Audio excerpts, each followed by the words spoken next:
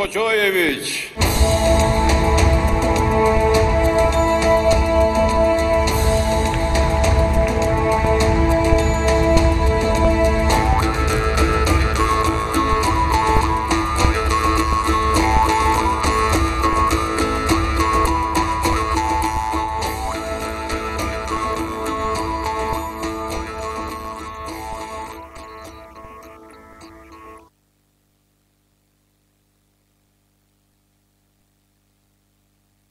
Кыргыз эли нечендеген кылымдар бою, миңдеген сууну кечип, далай бийик ашуу ашып, ушул күнгө чейин өзүнүн тилин, дилин жоготпой жашап келди.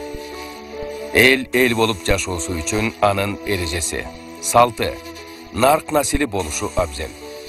Жүздөгөн кылымдар бою кыргыз эли нарк менен жашап келсе, кийин ааламдашуу заманында укуктук мыйзам жолун тандап жашап келе жатат. 1926 жылы 1 февральда Кыргыз автономиялуу Советтик социалисттик республикасы түзүлүп, Кыргызстан РСФСРдин курамында өзүнүн мамлекеттүүлүгүнүн жаңы этабын баштайт. 1929 жылы 30 апрелде Кыргыз АСРнин Советтеринин 2 съездинде Кыргыз АСРнин конституциясы кеңири талкууланып, кабыл алынат. Кийинчерээк замандын талабына ылайык 1937 жылы 23 мартта Кыргыз ССРнин жаңы конституциясы кабыл алынган. 20 кылымдын 70 жылдарында Советтер Союзу өнүккөн социализмдин фазасына кирди деген ураан алдында Кыргыз ССР Жогорку Совети 1978 жылы 10 апрелде Кыргыз ССР конституциясынын жаңы редакциясын кабыл алган. Бул баш мыйзам Кыргыз ССРнин негизги мыйзамы катары 1993 жылы 5 майга чейин кызмат кылды.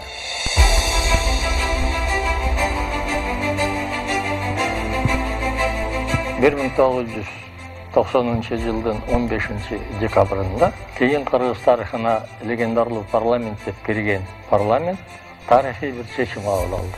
Бул чечимдин аты Кыргыз Республикасынын суверендүүлүгү жөнүндө деген декларация кабыл алынды.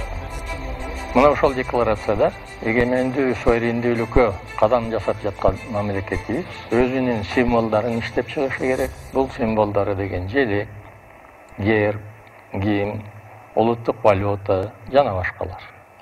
Жана ошондой эле суверендүү мамлекет өзүнүн жаңы конституциясын иштеп чыгышы керек деген чечим кабыл алынган. Комиссиянын мүчөлөрү бардыгы жерлерге барып, депутаттар дагы анан элдин пикирин угуш керек болуп атат. Өздөрүнүн шайлоочулары менен жолугушуп, комиссия өзүнчө иштеп атса, сунуштарды юротдел бар эле жогорку кеңеште. Ошол юротделде сортточубуз.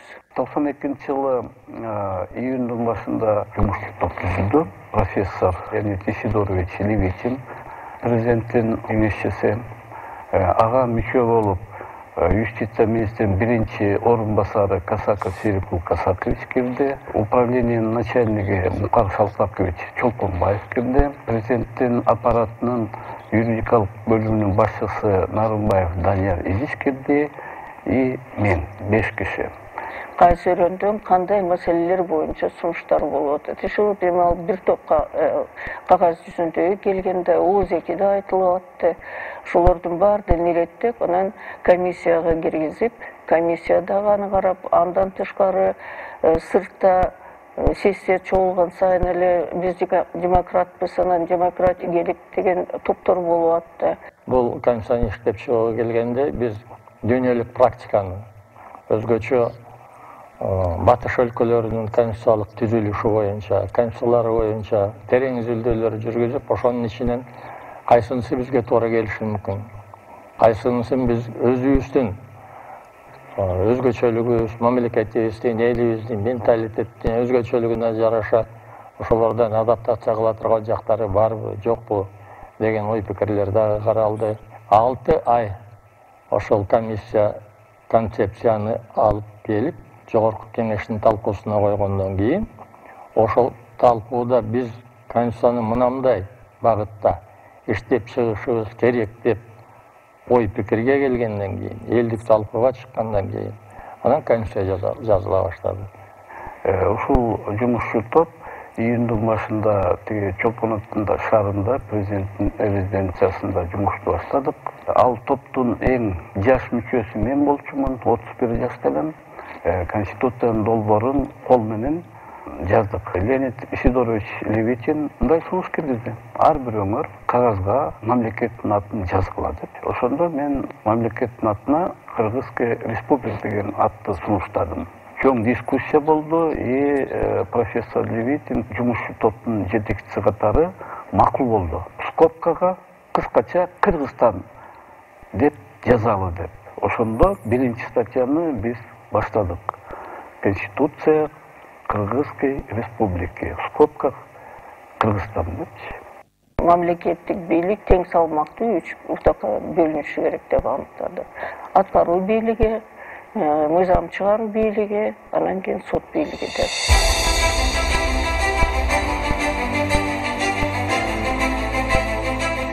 Бул конституцияны кабыл алаарга биз 2 жолу элдик талкууга чыгардык.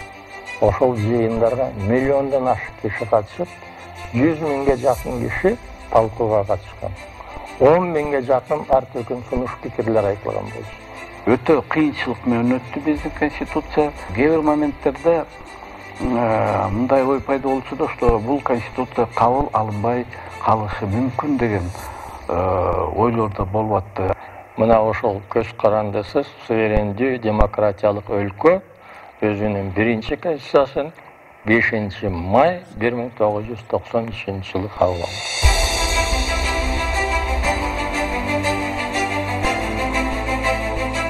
Бул 5 майда кабыл алынган конституция эгемендүү Кыргызстандын укуктук фундаментин түзүп берди.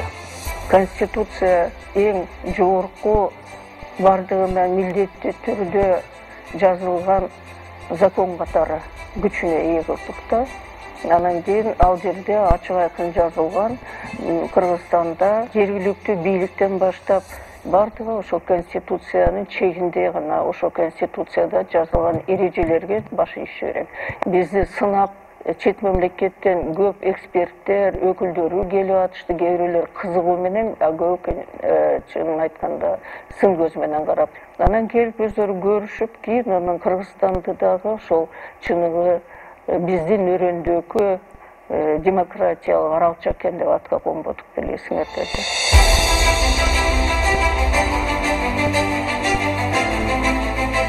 Адамзаттын маңдайына бир гана Куран өзгөрбөйт экен. Калганын баары жашоонун агымына, глобалдашкан доордун суроо талаптарына, геосаясий кырдаалга жараша өзгөрүп турат. Кыргыз Республикасынын президенти Садыр Нуркожоевич Жапаровдун сунушу менен кыргыз эли мамлекетти өнүгүүгө алып баруучу оптималдуу туура модельди тандап алды. Биз тарыхтан тажрыйба алдык. 30 жылда биз өзүбүздү таптык. Азыркы конституцияда мамлекеттин саясий, укуктук жана экономикалык негиздери туура аныкталды. Туура структура түзүлдү. 1993-жылдан бери президенттер баарынын башында өзү туруп, чечип турганы менен жоопкерчиликти алган эмес. Мунун натыйжасы 32 жылдын ичинде 32 премьер-министрди алмаштырууга алып келди. Азыр президент мамлекет башчы жана аткаруу бийлигинин башчысы. Бул конституция менен экономикадагы натыйжалар көрүнө баштады. Ички дүң продукция 7%-га чейин өстү. Ар бир жаранга эсептегенде $1735 жеткирди. Номиналдык түрдө 1 триллион сомдон ички дүң продукциябыздын көлөмү ашты. Бул бизге экономикалык саясатты туура түзүүгө, кирешебиздин көбөйүшүнө, элдин пенсия пособия айлыктарын 2-3 эсеге жогорулатууга, тышкы карызды азайтууга, өнүгүүгө, чек араларыбызды кынтыксыз коргоого, бекем негиздерди түптөлүшүнө алып келди. Ушул баш мыйзам кабыл алгандан кийин абдан көп өзгөртүүлөргө, оңдоо түзөөлөргө кабылды деп сындап жүрөбүз да. Балким бул субъективдүү көрүнүш болушу мүмкүн.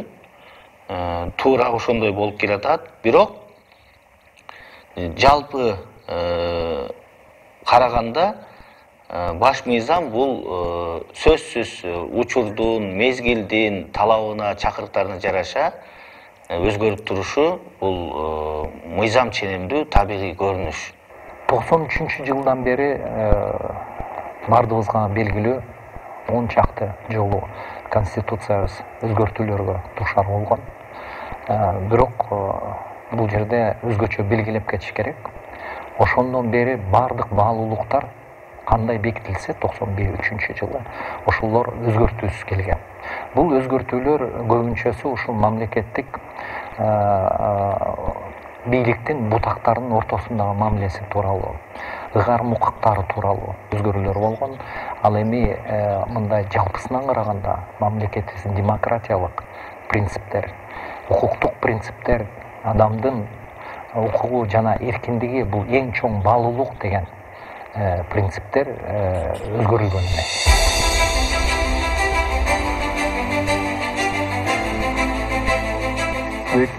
2021-жылдын 10 январындагы референдумда ошо референдумга катышкандардын 80% биз президенттик башкарууну каалайбыз деп өзүнүн оюн билдиришкен. Ошону эсепке алып туруп биз ушунага президенттик башкарууга ылайыкташкан баш мыйзамды биз жазып чыктык. Референдумдун жыйынтыгы менен кабыл алынган конституция биздин президенттин тарабынан 5-май күнү кол коюлган. Бул абдан мындай мааниси чоң окуя. 93-жылы 5-май күнү биринчи конституция кабыл алынган. Ошого майгы мындайча айтканда канчалык мааниси чоң экенин ошонун белгиси. Конституциялык түзүлүштү биз 4 чөйрө боюнча биз бөлүп чыктык.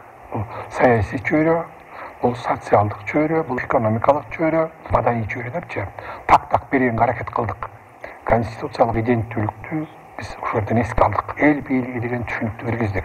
Элдик курултай жөнүндө биз атайын жобо киргиздик дагы. Саясий жаңы системаны бердик. Айтылып келаткан, бирок ишке ашпай аткан мамлекеттик бийликтин жоопкерчилигин так жаздык. Президент Садыр Нуркожоевич Жапаров мурдагы президенттерден кескин айырмаланып туруп, жигиттик, эрдик кылып туруп, мен президентмин, өлкөнүн башчысымын, бардык өлкөдөгү жетишкендиктерге да, кемчиликтерге мен жооп берем деди да. Ар бир мыйзам өзгөртүүдө кылдат көңүл буруп, өтө аяр мамиле жасообуз кажет. Конституциянын кайсы бир жобосун кайра карап чыгуу үчүн абдан жүйөлүү себептер болушу шарт. Бир эле өлкөбүз бар. Бир эле мамлекетте жашай алабыз. Биздин сүйүктүү Кыргызстаныбыз жалгыз. Аны сактоо ар бирибиздин милдетибиз. Андыктан конституциябызга татыктуу сый мамиле жасоого мезгил келди.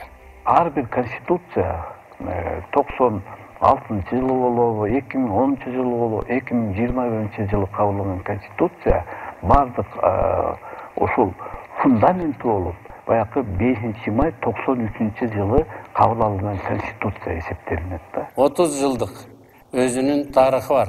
Кыргыз мамлекетинде биздин конституциябыз бийликтин тең салмактуулугуна, элдин бакубат жашоосуна бир топ жакшы өбөлгөлөрдү түзүп берип келген жана мындан ары да түзөт деп ишенебиз. Бардык мыйзамдар ошо баш мыйзамга шайкеш келиш керек. Ошонун негизинде биз жашап, өсүп, өнүгүүгө багыт алышыбыз керек. Мен бүгүн тагдырдын буйругу менен, эл журтумдун эрки менен алдыңарда туруп, баш мыйзамга, конституцияга кол койдум. Силердин ар бириңерге, жаш кары дебей, ар бир уул кызыбызга кайрылып жатамын. Биз эгемендүүлүккө жетишкен жылдары оңду солду урунуп, изденүүнүн жолунда болдук. Бирок тарых тарабынан бизге изденүү үчүн чегерилген убакыт аяктады. Кудай буйрса, бул кыйынчылыктан да жолун таап чыгып кетебиз. Болгону күнү түнү дебей, талыкпаган эмгек жана эрк керек. Андай эрк бизде бар.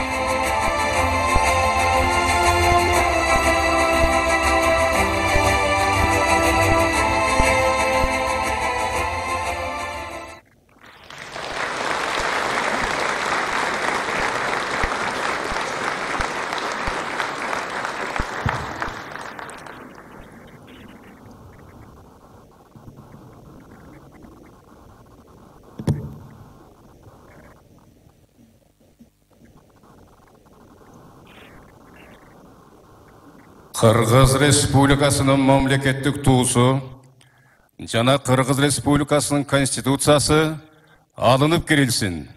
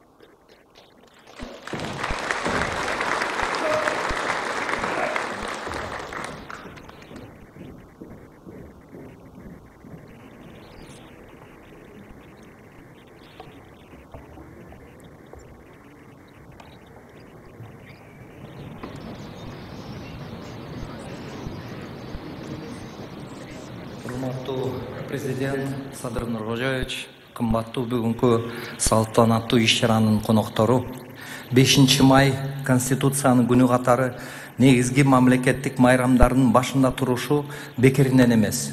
Себеби анын гана аныктоосу менен мамлекеттин түзүлүшү, адамзаттын баалуулуктары, жалпы коомубуздун жашоосунун тартиби, ар бир адамдын орду, анын укуктары жана эркиндиктери, деги эле мамлекеттин эң маанилүү жана негиз салуучу маселелери чечилет. Ал эми бүгүн эгемендүү Кыргызстандын биринчи конституциясынын кабыл алынышынын 30 жылдыгын салтанаттуу белгилеп жатабыз. Кыргыз Республикасы 1991 жылдын 31 августунда кабыл алган декларациясынын негизинде көз карансыздыкка ээ болгон учурдан башталган коомдук жана мамлекеттик трансформация 1993 жылдын 5 майында Кыргызстандын эгемен мамлекет катары биринчи конституциясынын кабыл алынышы менен аяктаган. Өзөктүү маселелердин бири болуп, чыныгы демократиялык, улуттук мамлекетти түзүү, эркин жарандык коомду жана адам укуктарын жана эркиндиктин урматтоону калыптандыруу болгон.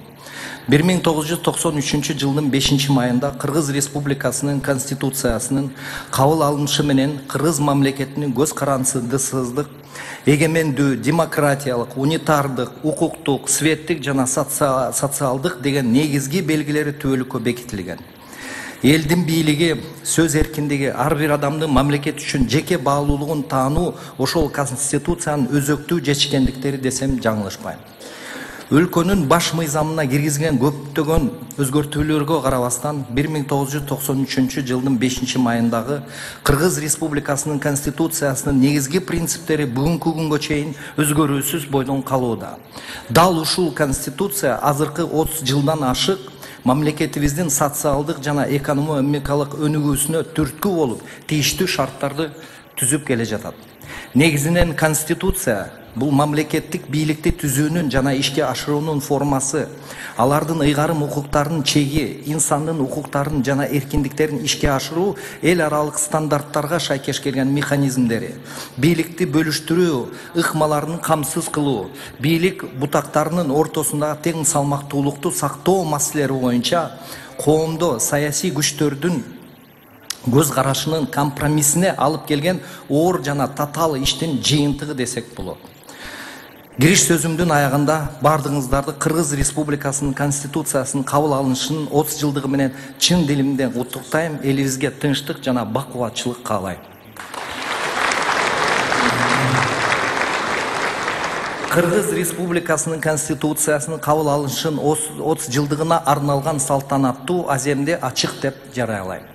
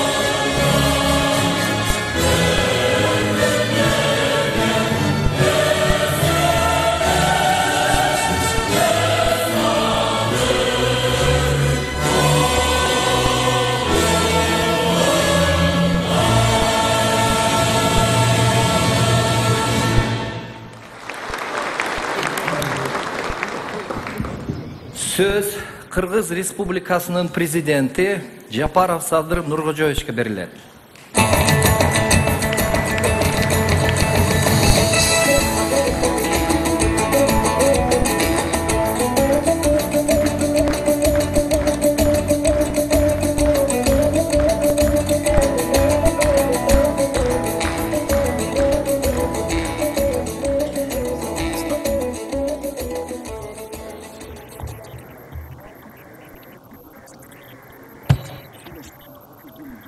Урматтуу кыргызстандыктар, салтанаттуу жыйындын катышуучулары, ардактуу меймандар. Бүгүн биз өлкөбүз үчүн өтө маанилүү окуяны легендарлуу парламент катары тарыхта калган Жогорку Советтин 12-чи чакырылышы тарабынан кабыл алынган көз карандысыз Кыргыз Республикасынын Конституциясынын 30 жылдыгын белгилеп жатабыз. Конституция азыркы кыргыз мамлекеттүүлүгүнүн укуктук негиздерин бекемдеп, адам жана анын өмүрү, укуктары жана эркиндиктери мамлекеттин жогорку баалуулуктары деп жарыяланды. Бул документте эгемендиктин, элдик бийликтин, өлкөнүн аймактык бүтүндүгүнүн, укуктук үстөмдүгүнүн жана демократиянын принциптери бекемделди. Эгемендүү кыргыз мамлекетин куруунун укуктук, саясий жана социалдык экономикалык өбөлгөлөрү аныкталды. Бүгүн биринчи конституциянын 30 жылдыгын салтанаттуу жагдайда белгилеп жатып, анын кабыл алынышы көптөгөн ишмерлердин, аң сезимдүү жарандардын аракети аркылуу келген чоң жетишкендик болгондугун баса белгилеймин. Андыктан аны түзүүнүн жана кабыл алуунун түйшүктүү иштерине чымыркана катышып, ыйык озуйпаны аркалагандардын баарына терең ыраазычылык билдиремин. Ошону менен бирге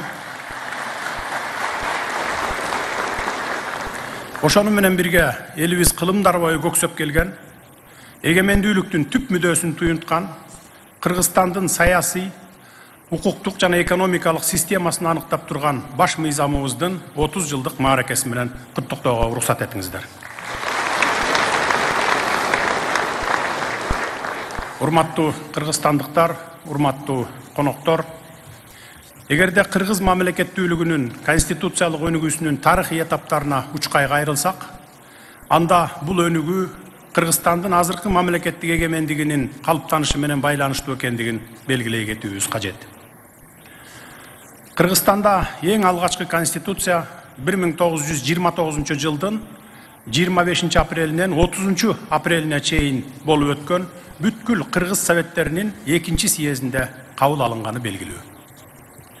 Ага чейин Кыргызстан автономиялуу облус статусуна ээ болуп, ошол учурдагы саясий жетекчиликтин көз карашында республикага айлануунун бардык белгилери болгон. Ошондуктан кыргыз элинин өз тагдырын өзү аныктоо жана республиканы түзүү маселеси ачык бойдон калган. Абдыкерим Сыдыков, Жусуп Абдрахманов, Иманалы Айдарбеков, Абдыкадыр Орозбеков сындуу кемеңгер лидерлердин ишмердигинин натыйжасында гана 1926 жылдын башында РСФСРдин Борбордук аткаруу комитетинин президиуму Кыргыз автономиялуу облусун Кыргыз автономиялуу республикасына өзгөртүп берүүнү чечишкен. Натыйжада жаңы республиканын конституциясын иштеп чыгуу боюнча комиссия түзүлүп, 1929 жылдын 30 апрелинде бүткүл кыргыз советтеринин съездинде кабыл алынган. Конституциянын кабыл алынышы элдин өз тагдырын өзү аныктоо, эгемендүү мамлекетти түзүү кыялдарын ишке ашыруу укугун туюнткан. Кыргыз АССР конституцияда мамлекеттин бардык саясий укуктарын алган, анда анын улуттук, экономикалык, социалдык өзгөчөлүктөрү чагылдырылган эле. Жалпысынан белгилей кетсек, кыргыз эли үчүн автономиялуу республика түрүндөгү мамлекеттүүлүк калкыбыздын тагдырына оң таасирин тийгизген. Тез өнүгүүгө жол ачылды, атап айтканда экономикалык жана маданий турмушта өзгөрүүлөр болду. Эң башкысы Кыргыз СССРдин курамындагы союздук мамлекетке өзгөртүү үчүн өбөлгөлөр пайда болгон.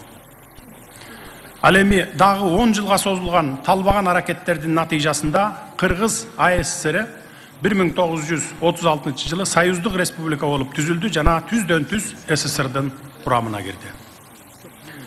1937 жылдағы Кыргыз СССРнин конституциясы Союздық конституциянын негизги принциптерине ылайык курулган жана ошону менен бирге Кыргызстандын улуттук республика катары өзгөчөлүктөрүн чагылдырган.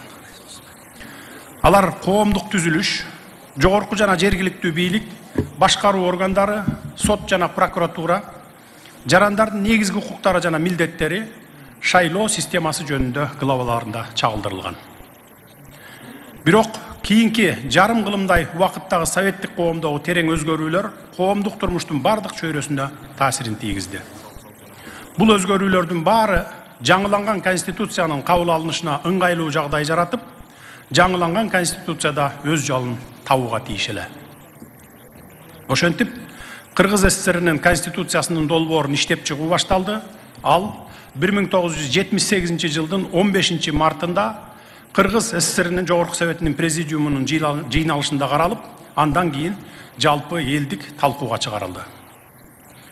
Кыргыз СССРнин 9-чу чакырылыштагы Жогорку Совети 1978 жылдын 20 апрелиндеги Кыргыз Советтик Социалисттик Республикасынын жаңы конституциясын кабыл алып берген.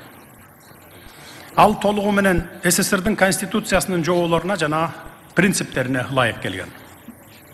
Ошону менен бирге анда республиканын тарыхый калыптанган өзгөчөлүктөрү, анын улуттук мамлекеттик курулушунун тажрыйбасы чагылдырылган. 1990 жылдын экинчи жарымы Кыргыз мамлекеттүүлүгүнүн өнүгүшүндө жаңы бурулуш учур болуп калды. Ошондогу саясий процесстер 1991 жылдын 31 августунда мамлекеттик көз каранды эместикти жарыялоо менен аяктаган. Тактап айтканда 1993 жылдын 15 декабрындагы мамлекеттик эгемендүүлүк жөнүндөгү декларациянын кабыл алынышын мамлекеттик өнүгүү жолундагы маанилүү этап деп атасак дагы жаңылышпайбыз. Ал эми 1991 жылдын 31 августундагы Кыргыз Республикасынын мамлекеттик көз карандысыздыгы жөнүндө декларациянын кабыл алынышы менен Кыргыз элинин улуттук мамлекеттүүлүгүнүн өнүгүүсүнүн жаңы этабы көз карандысыз өз алдынча өнүгүүнүн этабы башталды.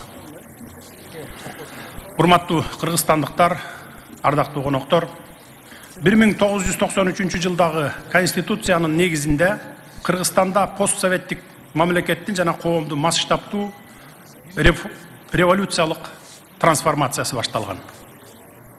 Бирок 1993 жылдагы конституцияда каралган чоң потенциалды толук ишке ашыруу мүмкүн болгон жок.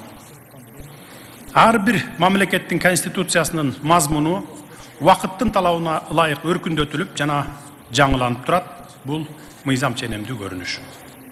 Ошондуктан негизги мыйзамга конституциялык реформалардын жүрүшүндө жаңы реалдуулуктарды чагылдырылган кошумча укуктук механизмдер жана ченемдер бир нече жолу киргизилген.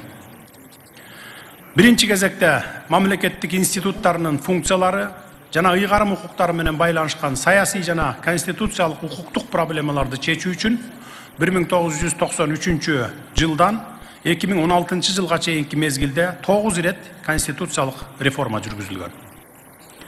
Баарыңыздарга белгилүү болгондой, 2020 жылдын ноябрында конституциялык кеңешме түзүлүп, анын милдети конституциянын жаңы долбоорун иштеп чыгуу болгон. Парламент конституциялык кеңешме тарабынан иштелип чыккан конституциянын долбоорун карап чыккандан кийин 2021 жылдын 11 апрелинде өткөн референдумга чыгарылып, анын жыйынтыгы боюнча жаңы конституция кабыл алынды. Колдонуудагы конституциянын башкы милдети эффективдүү мамлекеттик башкарууну уюштуруу. Кандай болбосун, эффективдүү мамлекет саясий туруктуулукту, экономикалык өсүштү жана социалдык өнүгүүнүн келечегин камсыз кылууга тийиш. Коюлган милдеттерди чечүү үчүн ресурстарды мобилизациялоо жөндөмү зарыл. Мындан сырткары, күчтүү же эффективдүү мамлекетке коом менен бийлик институттарынын ортосундагы байланышты ишке ашырууга мүмкүндүк берүүчү демократиялык элементтер керек. Ошондой эле тышкы кысымдарга да, жеке кызыкчылыктарды көздөгөн топторго да каршы турууга жарамдуу административдик бийлик талап кылынат. Жеке кызыкчылыктарды көздөгөн топторго ири бизнестин, региондук кландардын же административдик күч түзүмдөрүнүн кызыкчылыктарын көздөгөн бирикмелер кирет. Мындай жеке кызыкчылыктарга каршы туруу жана коомдун кеңири катмарынын кызыкчылыктарына жооп берген артыкчылыктарды аныктоо үчүн демократиялык жол жоболор колдонулушу мүмкүн жана колдонулушу керек. Болбосо мамлекет олигархиялык топтордун жана кландардын барымтасында калышы мүмкүн же башкарууну токтотушу мүмкүн.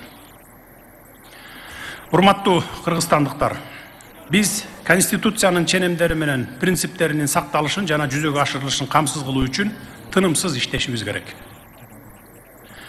Азыркы учурда Конституция элдин биримдигинин, өлкөбүздүн көз карандысыздыгынын жана мамлекеттик бүтүндүгүнүн, азыркы Кыргызстандын демократиялык, саясий, укуктук, экономикалык жана идеологиялык негиздеринин калыптанышынын негизи болуп саналат. Конституциянын өнүгүүгө өбөлгө болчу потенциалы жогору. Бүгүнкү күндө өлкөбүздүн алдында турган негизги милдеттер демократиялык жалпыга таанымал принциптерди ыраттуу түрдө бекемдөө, адамдын жана жарандын укуктары менен эркиндигинин кепилдигин чыңдоо. Кыргыз Республикасынын ар бир жараны өлкөнүн конституциясынын дем күчүн терең түшүнүп, маанисин жакшы билүүгө тийиш. Биз конституцияны урматтап, ченемдерин сактап, анын маңызын аңдап билгенде гана өз өлкөбүздү, ата мекенибизди, Кыргызстан элинин баалуулуктарын аздектеп сыйлайбыз. Ошондо гана мамлекеттин өнүгүүсүнө, коомдун биримдигине, тынчтыкка жана бейпилдикке жетише алабыз. Биздин башкы милдетибиз бардык мамлекеттик органдар, кызмат адамдары, жарандар тарабынан конституциялык ченемдердин жана принциптердин кынтыксыз сакталышын камсыз кылуу. Конституция түздөн түз колдонулуучу жана таасир этүүчү башкы документ болууга тийиш. Урматтуу мекендештер, азыркы учурда дүйнө өлкөлөрү сыяктуу эле мамлекетибиз да жаңы чакырыктарга жана кыйынчылыктарга туш болууда.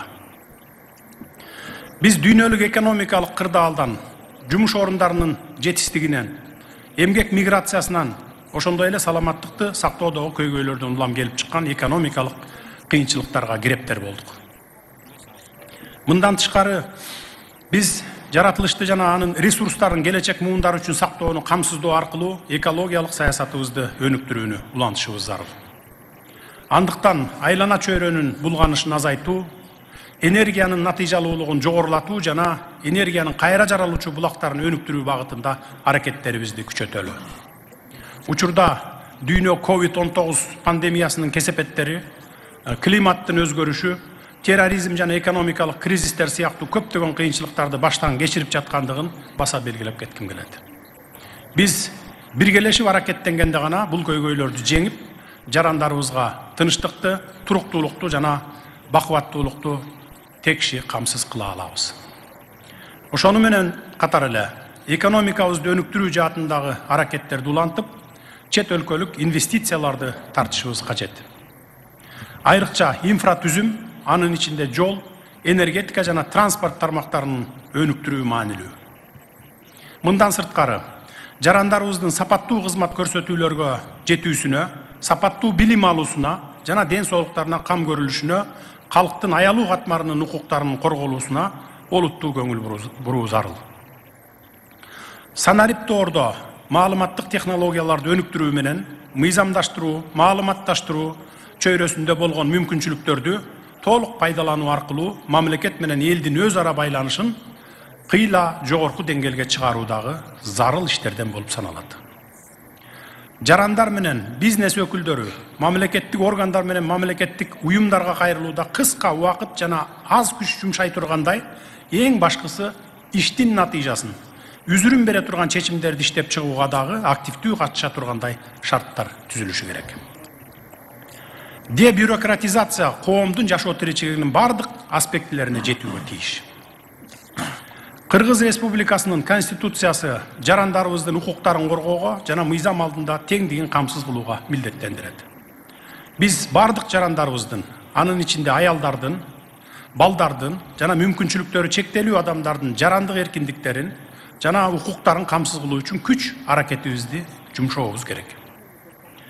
Конституциянын дагы бир маанилүү аспектилеринин бири улуттук маданиятты жана тилдерди коргоо, сактоо, өркүндөтүү болуп саналат. Келечек муундарыбыз маданиятыбыздын бийиктиги жана тарыхыбыздын тереңдиги менен сыймыктаныш үчүн бай маданий мурасыбызды, даңазалуу тарых таржымалыбызды, ата-бабалардан калган нарк насилибизди сактап, барктап өткөрүп беришибиз керек. Кыргызстан көп улуттуу мамлекет экенин, биз көп түрдүү маданиятыбызды, тилдерибизди баалашыбыз керектигин дагы бир жолу баса белгилеп айта кетейин. Көп түрдүү маданиятыбыз бул биздин байлыгыбыз жана биз аны андан арыда өркүндөтүүгө жана сактоого тийишпиз. Кыргызстандын ар бир жаранынын жарандык жоопкерчилигин аңдап сезип, мамлекеттин турмушуна жигердүү катышууга чакырат элем. Ошондо гана биз Кыргыз Республикасы үчүн салым кошуп, ийгиликтерди жарата алабыз. Бул деген сөз өлкөбүздүн келечеги ар бирибизден көз каранды дегенди түшүндүрөт. Бизде сөз эркиндиги менен адам укуктарын коргоо биринчи орунда турат. Мамлекеттин кызыкчылыгына каршы иш жасаба, жалган маалымат таратпа, бирөөгө жалган жалаа жаап беделине доо кетирбесең болду, каалаган сөзүңдү сүйлөп, каалаган ишиңди кыла бер деген принцип сакталатындан ары. Бүгүнкү күндө демократияны, мыйзам үстөмдүгүн чыңдоо, экономикалык өнүгүүнү камсыз кылуу аракетибизди колдоп коштоп жаткан эл аралык өнөктөштөрүбүз менен достук мамиледеги өлкөлөргө ыраазычылык билдире кетейин. Биз сиздердин колдооңуздарды жогору баалайбыз жана өз ара пайдалуу кызматташтыгыбыз уланат деп үмүт этебиз. Эл аралык коомчулуктун жигердүү катышуучусу болгон Кыргызстан өзүнүн эл аралык милдеттенмелерин аткарууга ар дайым даяр. Жалпы көйгөйлөрдү чечүү жана эл аралык кызматташтык үчүн жагымдуу шарттарды түзүүгө жана сиздер менен иштешүүгө даярбыз. Коңшу өлкөлөр жана эл аралык коомчулук менен соода экономикалык байланыштарды өнүктүрүүдө байыркы маданий жана соода жолдорунун кесилишинде жайгашкан географиялык позициядагы артыкчылыгыбызды акыл эс менен пайдаланууга тийишпиз. Урматтуу мекендештер, кымбаттуу кыргызстандыктар, Конституциябыздын 30 жылдык мааракеси менен дагы бир жолу куттуктайм. Ылайым баш мыйзамыбыз улуттук көз карандысыздыктын, мамлекеттик эгемендүүлүктүн жана демократиялык өнүгүүнүн символу болуп кала берсин. Өлкөбүздүн келечеги кең экенине бекем ишенем. Биз бирдиктүү болуп, ынтымакташа аракет кылсак, албан ийгиликтерге жетебиз. Биздин күчүбүз ынтымакта. Өлкөбүздө тынчтык, элибизде биримдик болсун. Конституциябыздын түбөлүгү түз болсун. Рахмат.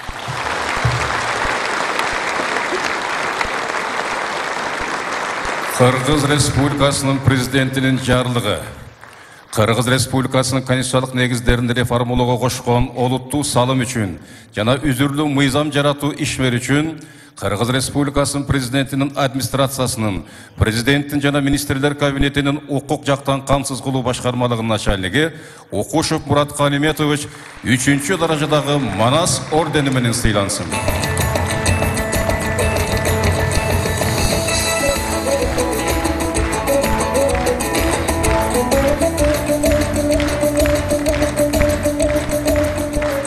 Республикасынын сот тутумундагы көп жылдык үзүрлүү эмгеги жана конституциялык контролду жүзүгө ашырууга кошкон салым үчүн Кыргыз Республикасынын эмгек сиңирген юристи Ардак Наамы төмөнкүлөргө ыйгарылсын. Дүйшөев Карбек Арстанбековичке, Кыргыз Республиканын Конституциялык сотунун төрагасынын орун басары,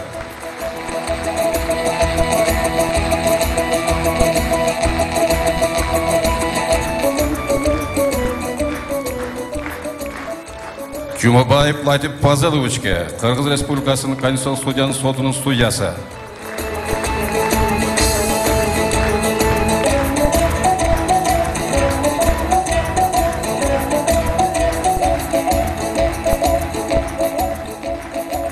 Кыргыз Республикасынын ардак грамотасы менен сыйлансын. Бобукеева Мейиргүл Рыскулбековна, Кыргыз Республикасынын Конституциялык сотунун судьясы.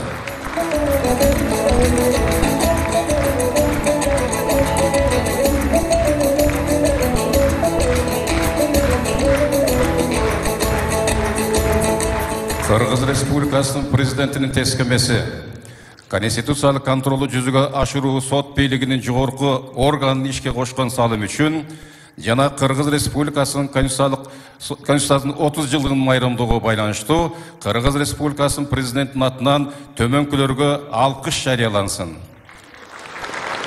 Шерғазиев Чыңгыз Марсалиевичке Кыргыз Республикасынын Конституциялык сотунун аппаратынын эксперттик аналитикалык башкармалыгынын аналитика бөлүмүнүн начальнигинин милдетин аткаруучу.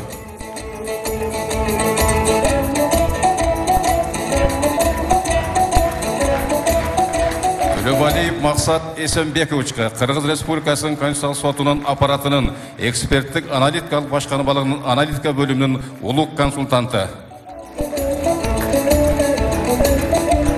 Кыргыз Республикасынын президентинин энчилүү сааты менен сыйлансын.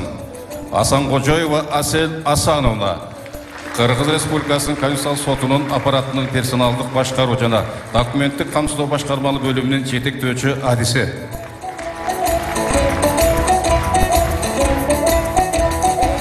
Кыргыз Республикасынын президенти Садыр Жапаров.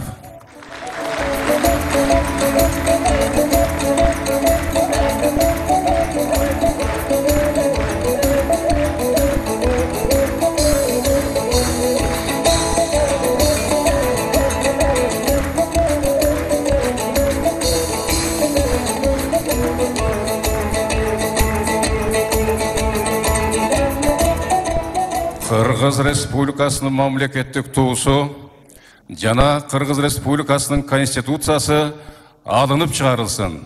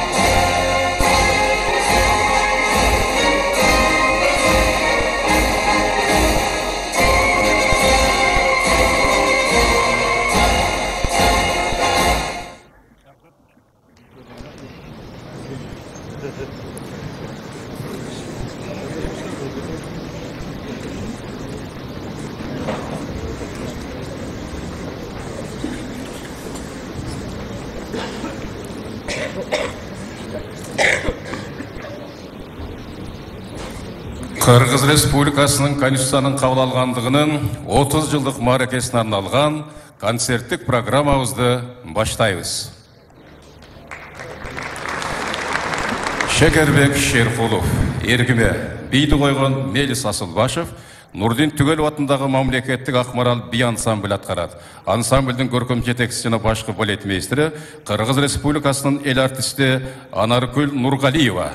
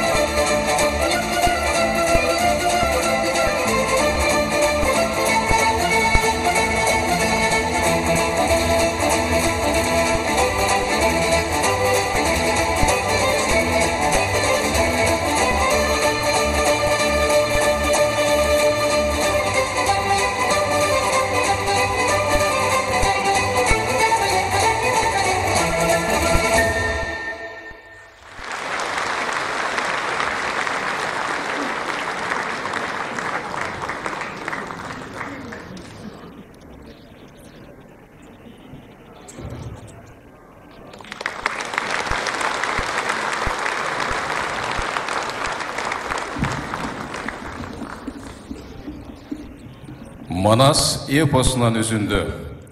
Атқарушы Қырғыз Республикасының еңбек сіңірген артисті Самат Көчөрбаев.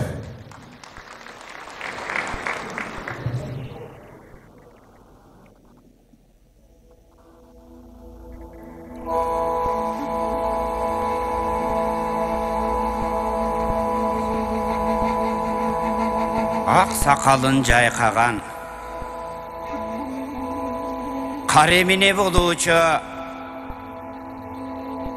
тең Айкөл Манас баянын ал мұздақтан бер қарай атадан өтіп балаға айтылып келді бұл күнгі ал еміне болушы көкті қауа жайқаған бал еміне болушы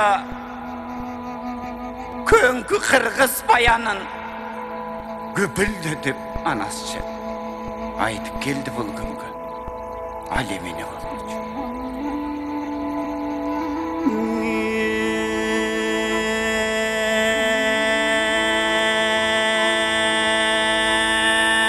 Babamız Manaz bayanın başından ayıtıp adayan Aykül Manaz bayanın atpay yurtka jayayan Aykül Manaz bayanı esilkiden kalgan söz el içinden aytılgan esebi жоқ балбан söz арбын жомок толгон söz ат көтөргүз болгон söz арсыздарға тоқталбай азамат ерге қонған сөз чечендерді чеккен сөз бечелдерді черткен сөз белес белден боранда батыр Манас баяның айланайын қалайық беш ұдырғы өткен сөз баласынан қатасы ошо мұрасқа нағынып кеткен сөз елу жылдан ел жаңа 100 жылда болот жер жаңа бабалардан уруктап биз экенбиз бер жага көктөн учкан канатты жерден сызган туяктı көп экенин ким билсен ошол Манас сыяктı ошол күндөн бер карай эчен түркүн эл өттү алышкан жоосун жок кылган адамда канчаң жер өттүң атаңдын көрү дүнүйөң чечен өттүң ер өттү Алатоо кыргыз эл үчүн калпага кыргыз жер үчүн ажайып кос көл үчүн ана кандай жер үчүн канчалаган эрлердин кандары сууда ягылдың деңиз соолуп чөл болдуң чөл бузулуп көл болдуң көл бузулуп төр болдуң тоо бузулуп коо болдуң коо бузулуп тоо болду калдайып жаткан кара жер айланайын кылайык ошондо кайсы гана жериң асоо болду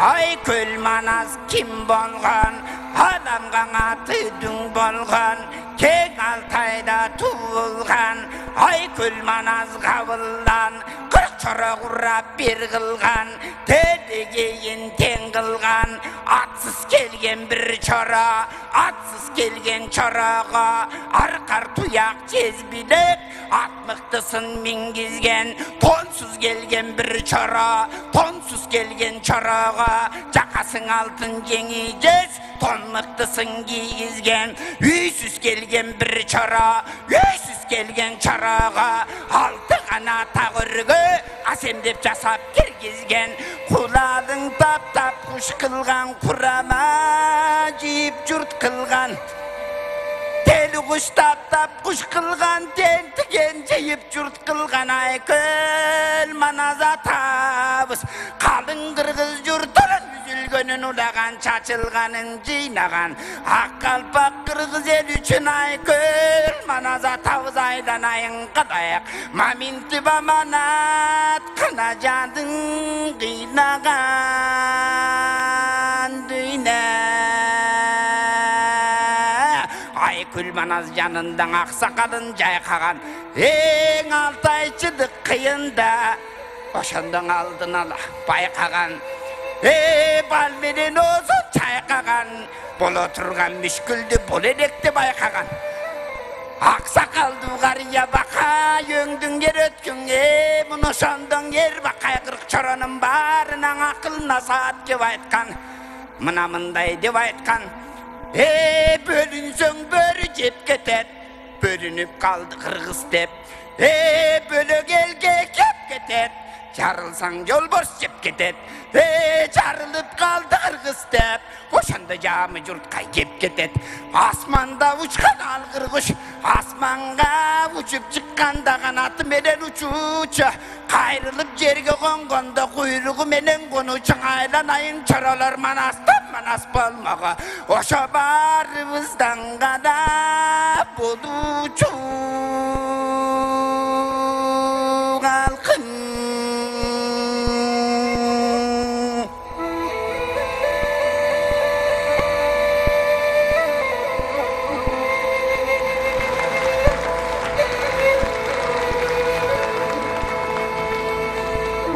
Рысбек Жумахунов, Бозинген, ел аралық конкурстардың лауреаттары Еламан жана Айбек Қаныбековтар атқарады.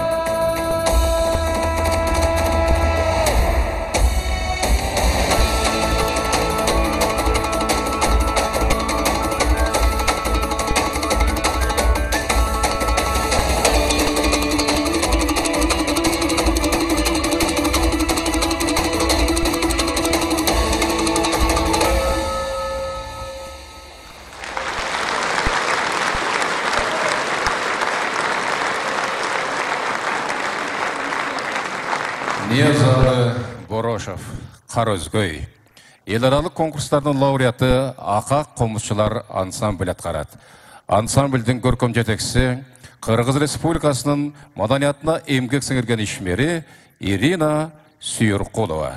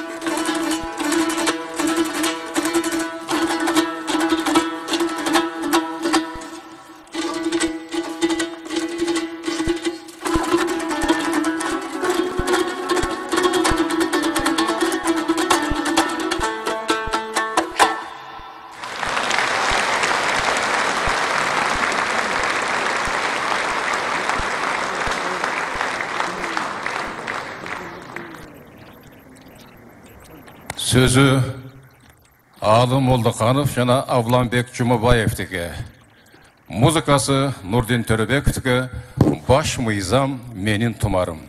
Атқарушылар Қырғыз Республикасының еңбек сіңірген артистері Гүлзада Рысқұлова, Юлия Урцкая, Гүлзинат Суранчиева, Нуржигит Асанов жана ырчылар Марат Ибраев, Тынай Алыбаевтер атқарады.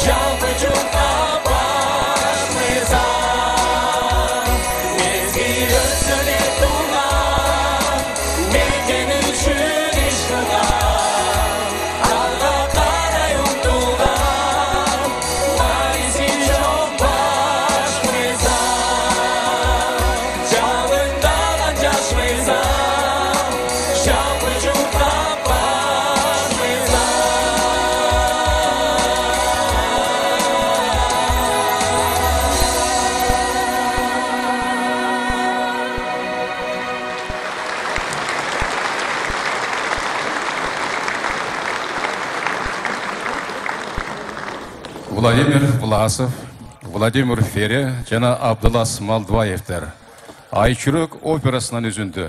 Сахнада Асанқан Жумахматов атында мамлекеттик академиялык симфониялык оркестри, Абдулас Малдыбаев атында Кыргыз улуттук опера жана балет театрынын хору жана балет артисттери, башкы хормейстер Кыргыз Республикасынын эл артисти Карагул Тиленчиев, оркестрдин көркөм жетекчиси жана башкы дирижеру Кыргыз Республикасынын эл артисти Рахатбек Осмоналиев.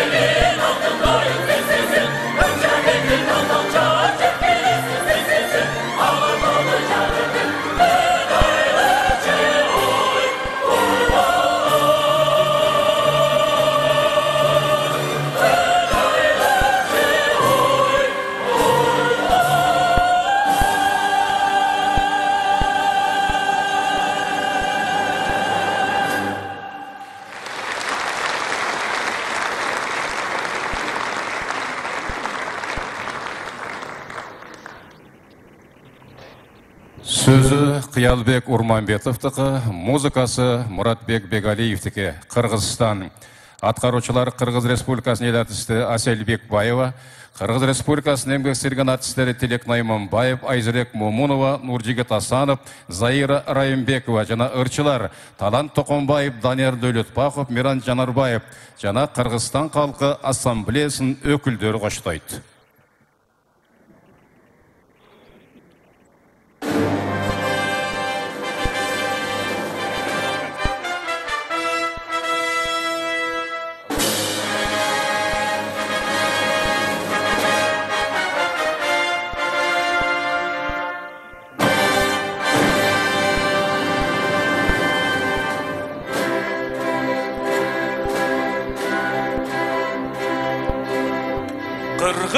Kırgızistan kağılıp Konguro'day kılımga gün çeliştan canları beni hıyırga Ömürü bitmez sancıra Örülüp gelip toz kılımga Ölür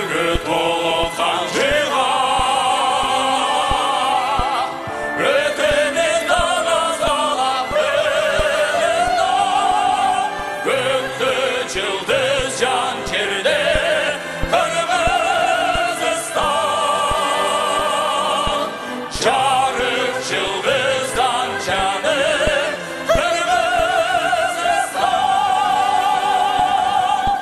елмен толып келген келесің келген күн орнығын қызыл туып еңбек елемегенмен елмен толып келген келесің келген күн орнығын қызыл туып еңбек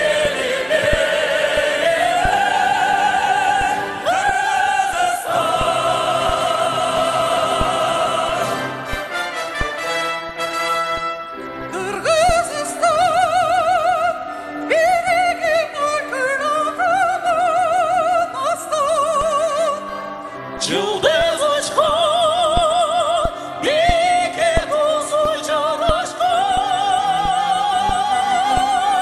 Баш байлап достық намысқа, бақытына қалмағын жарашқан. Бар болып биік жарышқан. Барамыз келешекке қарашан. Көкті жұлдыз жан жерде Кыргызстан. Жарық жұлдыздан жаным Кыргызстан. Ермек толып келген, елеменсің елеген, күн орнығын қызыл туып, еңбек елемегенмен, ермек толып келген, елеменсің елеген, күн орнығын қызыл туып, еңбек елемегенмен,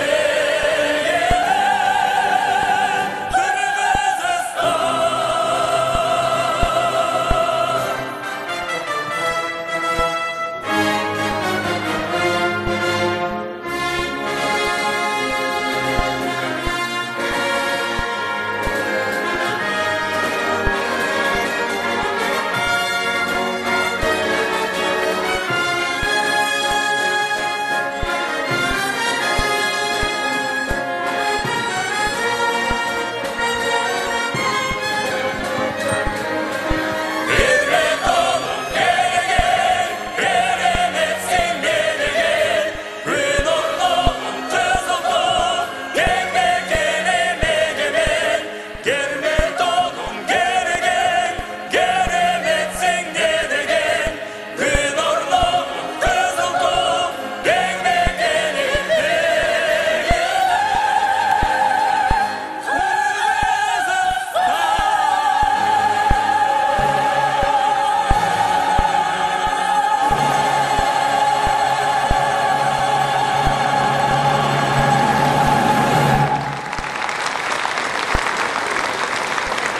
Кыргыз Республикасының Конституциясының кабыл алгандыгынын 30 жылдык мааракесине арналган концерттик программа соңуна чыкты. Көрүшкөнчө майрамыңыздар менен.